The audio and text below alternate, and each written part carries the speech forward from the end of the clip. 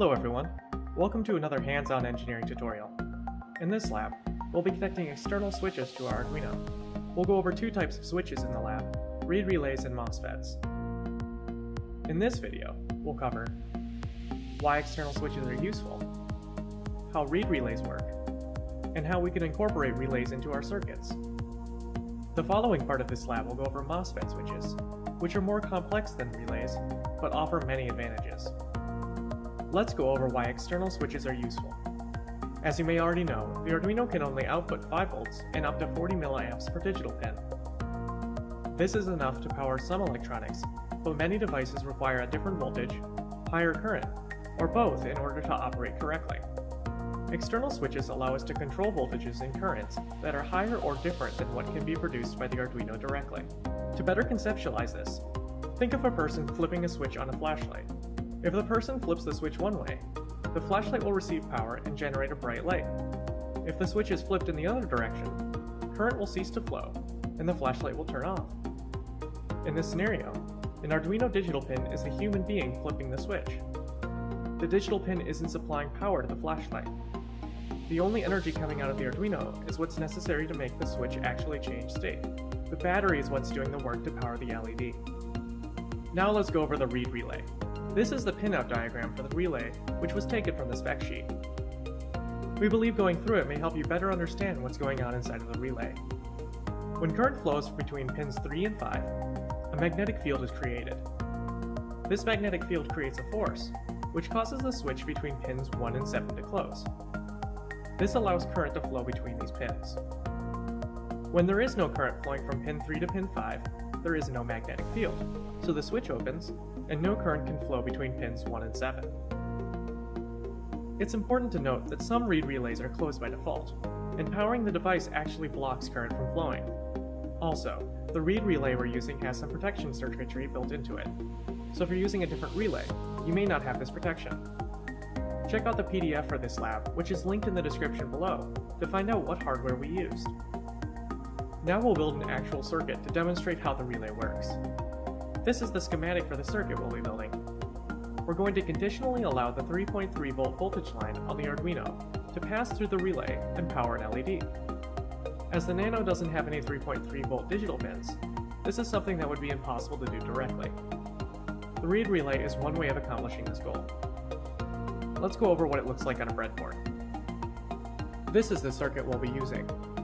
We have our Arduino Nano, a 1K ohm resistor, an LED, and our read relay. We also have a bunch of wires to connect everything. In order to build your circuit correctly, make sure that the little notch on the top of the read relay is facing toward the left. This will make sure that the read relay matches the pinout diagram. When that's true, you'll find that pins 1, 3, 5, and 7 correspond to what's shown on the pinout diagram. These are the pins across the bottom of the relay. Pins 2, 4, 6, and 8 can be found across the top. Note that only half of the pins are shown in the pinout diagram. That's because pins 1 and 2 are connected internally, as well as 3 and 4, 5 and 6, and 7 and 8, so only half the pins really need to be shown. And thus, you could build the circuit by connecting to 2, 4, 6, and 8, instead of 1, 3, 5, 7 if you so chose. We connected 3.3 volts to the pin 1 on the read relay, a digital pin, D2, to pin 3 on the relay, ground to pin 5 on the relay, and the positive lead of the LED to pin 7. We connected the other end of that LED to a 1K ohm resistor, and the other end of that resistor to ground. We did this because the connection between pins 1 and 7 is what's going to be controlled by pins 3 and 5.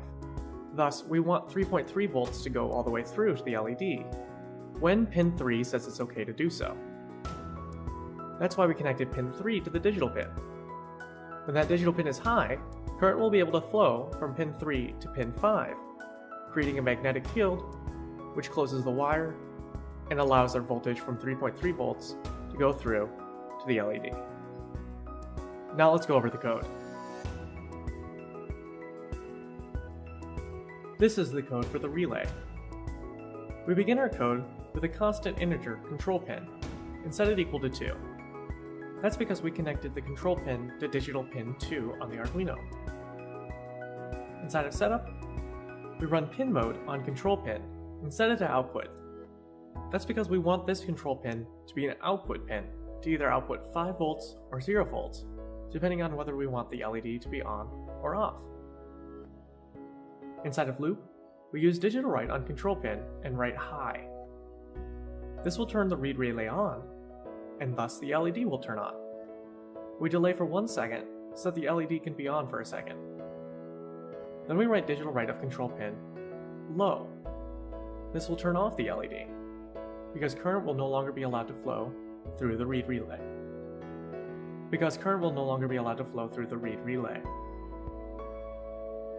This will turn off the LED, because current is no longer allowed to flow through the read relay. Then we have another delay of 1 second. This is very similar to the code that we did for the blinking LED in our first Arduino tutorial lab. Except this time, we're conditionally allowing 3.3 volts to flow through the read relay to our LED instead of turning on 5 volts directly. Now let's see what it looks like when this code is uploaded and running successfully. As you can see, our circuit is working correctly. The LED is blinking as we expected. That's it for this part of the lab. Make sure to check out the next part if you're curious on how MOSFETs work. As always, we hope you enjoyed the video, and if you did, remember to like, comment, and subscribe. We'll see you in the next part.